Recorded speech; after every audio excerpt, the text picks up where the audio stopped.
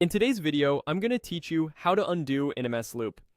If you've ever typed something and immediately wished you could take it back, this walkthrough will show you the fastest way to reverse your last action in Microsoft Loop. Start by opening the Microsoft Loop website in your browser. This is the home for your Loop workspaces and pages, and it's the easiest place to try the undo action. When the page loads, look for the main call to action and click Get Started with Loop. This brings you into the app so you can access your content and try the shortcut in a real page. On the left, you'll see navigation options. Choose recent work to quickly jump into something you've been editing.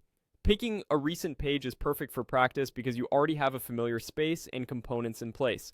Once your page opens, click into the editor and type anything. A short phrase like test undo works great. The key is to make a visible change so you can see it reverse. If your cursor isn't active in the editing area, click once to place it. This ensures the undo command applies to the page content and not the browser or another app. Now to undo, press Ctrl+Z on your keyboard. You'll see the text you just typed disappear, confirming the action.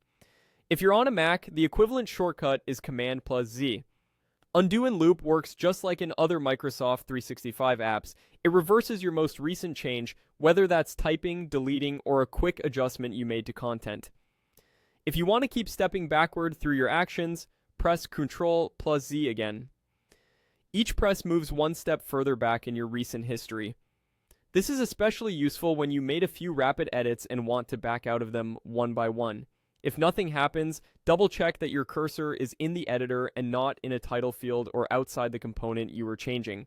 Also note that undo typically works within the current session's history, so extremely old changes may not be available. A couple of quick tips as you practice: keep your hands on the keyboard to make undo feel instant, and watch the page closely after each press so you stop exactly where you want. In collaborative pages, focus only on your own recent edits to avoid confusion about what's being reversed.